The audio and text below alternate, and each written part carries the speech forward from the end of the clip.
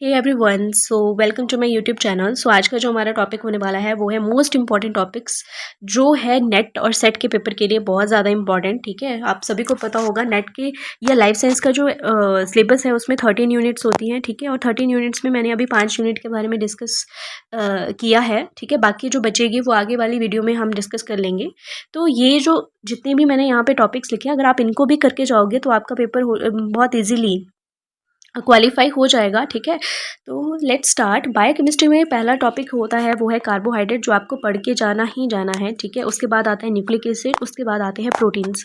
तो complete part बोल रही हूँ मैं, ऐसा नहीं है कि थोड़ा थोड़ा पढ़ के जाओ, आप इसको बहुत डिटेल में पढ़ो। कार्बोहाइड्रेट्स क्या होते हैं बहुत डिटेल में, न्यूक्लिक एसिड में डीएनए आरएनए, शुगर पुकरिंग क्या होती है, ठीक है, ग्लाइकोसिडिक बॉन्ड कैसे होते हैं, वो सारी चीज़ें आपको पढ़नी है। और प्रोटीन्स के बारे में भी, प्राइमरी सेकेंडरी टर्शियरी क्वाटरनरी, कौन सी प्रोटीन में कौन सा एग्जाम्पल आता है, वो सारी चीज़ें आपको पढ़नी है। ग्लोबुलर प्रोटीन क्या होती है, फाइब्रस प्रोटीन क्या होती है, कोलेजन, इलास्टिन, ये सारी की सारी चीज़ें आपको कवर करके ही जानी है। ठीक है, इसके साथ साथ bio energetic very important. Bio energetic से बहुत से क्वेश्चन आते हैं। ठीक है, बायो एनर्जेटिक्स में आपने glycolysis, etc, Krebs cycle, pyruvate oxidation, ये सारी चीज़ें पढ़नी है। ग्लाइकोजन सिंथेसिस, ग्लूकोनियोजेनेसिस, ये पूरा का पूरा बायो एनर्जेटिक्स यहाँ पे आपने कवर करना है।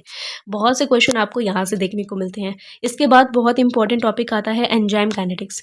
सो एंजाइम काइनेटिक्स में आपने सारी चीज़ें पढ़नी है। एंजाइम्स क्या होते हैं, कौन कौन सी टाइप्स होते हैं एंजाइम्स के, classification of enzyme, Michaelis Menten equation क्या होती है। ठीक है, इनिबिटर्स कौन कौन से होते हैं, इरिवर्सिबल, रिवर्सिबल इनिबिटर्स कौन से होते हैं। ठीक है, तो ये सारा एंजाइम काइनेटिक्स में आपको कवर करना है और यहाँ से भी भरपूर क्वेश्चन आते हैं। फिर आ जाओ रामाचंद्रन प्लॉट के ऊपर, तो ये भी आपने कवर करना है। कन्फर्मेशन ऑफ प्रोटीन्स में ही इसको पढ़ा जाता है। इसके साथ साथ अमाइनो एसिड्स के बारे में भी, अमाइनो एसिड में भी रामाचंद्रन प्लॉट्स को देखा जाता है। तो ये भी बहुत इंपॉर्टेंट टॉपिक है जहाँ से क्वेश्चन देखने को मिलते हैं।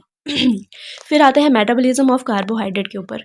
सो मेटाबॉलिज्म ऑफ कार्बोहाइड्रेट जो है ये भी एक इम्पॉर्टेंट टॉपिक बन जाता है, बिकॉज यहाँ से भी क्वेश्चन कई बार पूछ लिए जाते हैं। ठीक है, और मेटाबॉलिज्म ऑफ कार्बोहाइड्रेट के साथ साथ अमाइनो एसिड भी इम्पॉर्टेंट है।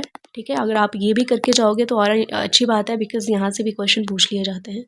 तो अगर आप बायोकेमिस्ट्री से इन 5 टॉपिक्स को बहुत अच्छे से करके जाते हो तो आपको बायोकेमिस्ट्री में भी बहुत अच्छे मार्क्स आ सकते हैं। अब आ जाओ सेकेंड यूनिट के ऊपर, which is a cellular organisation. Cellular organisation में पहला टॉपिक है हमारे पास कंप्लीट प्लाज्मा मेम्ब्रेन। तो प्लाज्मा मेम्ब्रेन तो कभी भी स्किप करके नहीं जाना, बिकॉज यहाँ से बहुत से क्वेश्चन आते हैं। और सेकंड आते हैं ऑर्गेनेलीज के ऊपर। ऑर्गेनेलीज में आपने पूरी ऑर्गेनेलीज के बारे में बहुत डिटेल में पढ़ना है। प्रोटीन टारगेटिंग कैसे होती है वो सारी चीज़ें पढ़नी है, चाहे वो हमारा न्यूक्लियस है, माइटोकॉन्ड्रिया है, गोल्गी बॉडीज़ हैं, लाइसोसोम है, ईआर है, पेरोक्सिसोम है, ये सारी चीज़ें।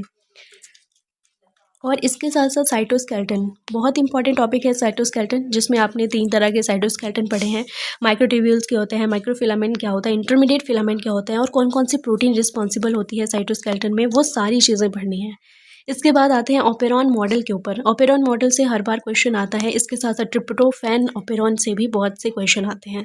तो ये भी बहुत इंपॉर्टेंट टॉपिक है। फिर आ जाओ सेल साइकिल और सेल डिवीज़न के ऊपर। सेल साइकिल से भी क्वेश्चन आते हैं, जैसे हमारे साइक्लिन सीडीके, कौन सी फेज में कौन सा साइक्लिन होता है, कौन से सीडीके होता है। ठीक है, वो सारी चीज़ें पूछी जाती है। फिर आ जाओ थर्ड यूनिट के ऊपर, which is a fundamental processes. और फंडामेंटल प्रोसेसेस में डीएनए रेप्लिकेशन बहुत इंपॉर्टेंट है। रिपेयर, रिकम्बिनेशन, ये पूरी चीज़ें आपको पता होनी चाहिए, कैसे होता है, डीएनए डैमेज होता है। ठीक है, homologous recombination, site specific recombination, repair mechanism कौन सा होता है। तो डीएनए रेप्लिकेशन तो आपको बहुत अच्छे से आना चाहिए, बिकॉज यहाँ से आता है क्वेश्चन। इसके बाद आरएनए सिंथेसिस, ठीक है, प्रोसेसिंग कैसे होती है वो भी। प्रोटीन सिंथेसिस, ट्रांसलेशन प्रोसेस कैसी होती है वो भी। जीन एक्सप्रेशन बहुत इंपॉर्टेंट है, प्रोकैरियोट और यूकैरियोट दोनों का पढ़ना है। और इनिबिटर्स कौन कौन से होते हैं वो भी पढ़ने हैं। और जीन साइलेंसिंग जिसमें माइक्रो आरएनए, siRNA, mRNA, वो सारी चीज़ें पढ़नी है आपने। क्लियर? तो ये है हमारा 3 यूनिट्स के भी एक्सट्रैक्ट जो आपको पढ़ के ही जाना है, इनको आप कभी भी स्किप नहीं करोगे। फिर उसके बाद आ जाओ यूनिट नंबर 4 के ऊपर, which is a cell signalling. तो सेल सिग्नलिंग में आपको आरटीके, जीपीसीआर, जैक्सटेट पाथवे, ये सारे पढ़ के जाने हैं। ठीक है, यहाँ से हर बार पेपर में पूरी सिग्नलिंग ही पूछ ली जाती है और बीच में से थोड़ा सा मिसिंग किया जाता है जो आपको ऑप्शन में दिया जाता है। तो ये तो आपने कभी भी स्किप नहीं करना। फिर आते हैं सेल कम्युनिकेशन के ऊपर। सेल कम्युनिकेशन भी इंपॉर्टेंट है, जहाँ पे आपको जंक्शंस के बारे में पूछा जाता है। ठीक है, एक्स्ट्रासेलुलर मैट्रिक्स में कौन कौन से प्रोटीन होते हैं, गैप जंक्शन क्या होता है, प्लाज्माडेस्माटा क्या होता है, इंटीग्रेंस क्या होती हैं, सेल एडहेजन मॉलिक्यूल्स कौन कौन से हैं, तो ये भी इंपॉर्टेंट है। फिर आ जाओ कैंसर बायोलॉजी के ऊपर, तो कैंसर बायोलॉजी में बहुत सिलेक्टिव पढ़ना है आपने, जिसमें आपने ये क्या कहते हैं उसको, कौन कौन से ट्यूमर सुप्रेसर जीन्स होते हैं, कौन कौन से ऑन्कोजीन्स होते हैं, ठीक है, वो सारी चीज़ें पढ़नी है। और इसके साथ साथ एपोप्टोसिस क्या होती है, एपोप्टोसिस कितनी तरह की होती है, वो सारी चीज़ें। फिर इसके बाद इम्यूनोलॉजी में आपने टी सेल बी सेल के बारे में, एमएचसी मॉलिक्यूल क्या होते हैं, हिस्टोकम्पैटिबिलिटी कॉम्प्लेक्स क्या होता है, ठीक है, ये सारी चीज़ें पढ़नी है। एंटीजन एंटीबॉडी इंट्रैक्शन कैसे होता है, ठीक है, न्यूट्रोफिल्स क्या होते हैं, वो सारी चीज़ें, आरबीसी डब्ल्यूबीसी ग्रैन्युलोसाइट्स क्या होते हैं, ये इम्यूनोलॉजी में बहुत इंपॉर्टेंट है। यहाँ से अब थोड़ा सा सेलेक्टिव पढ़ना है, बट पढ़ना ज़रूर है। और इसके साथ साथ हाइपर सेंसिटिविटी यहाँ पे आता है, ठीक है, हाइपर सेंसिटिविटी इंपॉर्टेंट है। ऑटो इम्यूनिटी क्या होती है, वो भी इंपॉर्टेंट है। एचआईवी क्या होता है, वो सारी चीज़ें। अब आ जाओ developmental biology which is unit number 5, जिसमें हम पोटेंसी, कमिटमेंट, स्पेसिफिकेशन, इंडक्शन, ये सारी चीज़ें पढ़ते हैं।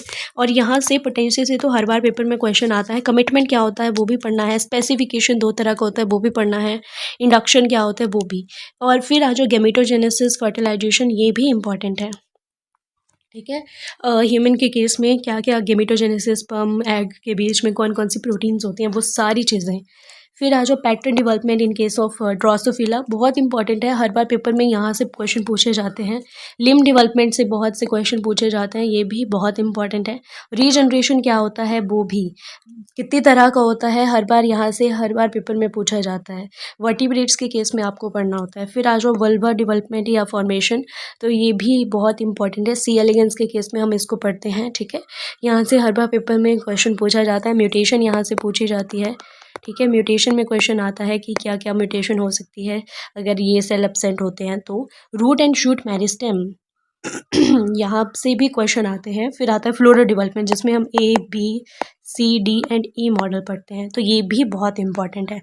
अगर आपने ये सारे टॉपिक पढ़ लिए और ये सारे टॉपिक अगर आप पेपर में करके जाते हो, तो आपके बहुत अच्छे चांसेस होते हैं पेपर को क्वालिफाई करने के लिए, और आपके 90+ मार्क्स आने की संभावना रहती है, ठीक है। तो आगे आने वाली जो भी यूनिट्स बची होंगी उनके बारे में भी मैं आपको इंपॉर्टेंट टॉपिक्स के बारे में बताऊंगी, जो आप हमेशा पढ़ के जाओ और आपका पेपर क्वालिफाई हो जाएगा। Thank you so much.